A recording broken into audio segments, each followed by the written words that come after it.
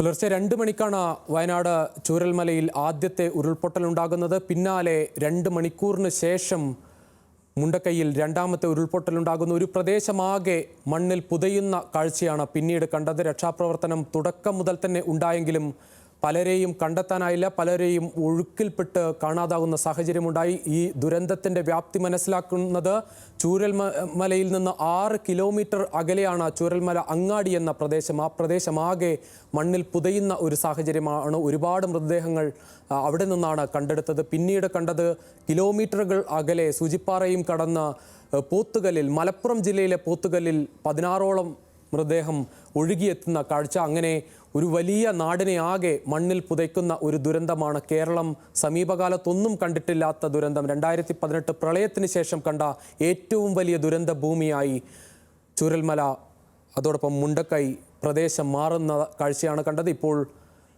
Benson ചേരുകയാണ് ആ സ്ഥലത്ത് നിന്ന്. ബെൻസൺ, ഇപ്പോഴത്തെ രക്ഷാപ്രവർത്തനം ഏത് രീതിയിലാണ് മുന്നോട്ട് പോകുന്നത്? മുണ്ടക്കൈയിൽ സൈന്യം എത്തിയെന്ന്, എന്തായാലും മുണ്ടക്കൈയിൽ സൈന്യം എത്തിച്ചേർന്നിട്ടുണ്ട്. സൈന്യത്തിൻ്റെ കൂടുതൽ ക്യാമ്പുകൾ, സൈന്യത്തിൻ്റെ ഭാഗമായി ആളുകൾ അവിടത്തേക്ക് എത്തും എന്ന് മനസ്സിലാക്കുന്നു. മുണ്ടക്കൈയിൽ രാവിലെ ആളുകളെ എത്തിക്കാനുള്ള ആ പാലം തകർന്നതാണ് തുടക്കത്തിൽ രക്ഷാപ്രവർത്തനത്തിന് വലിയ പ്രയാസമുണ്ടായത്. മുണ്ടക്കൈയിൽ നിന്ന് ആദ്യം സൈന്യം എത്തി പരിശോധന നടത്തിയപ്പോൾ തന്നെ നിരവധി ആളുകളെ മരിച്ച നിലയിൽ മൃതദേഹം കണ്ടെത്താനും സാധിച്ചു.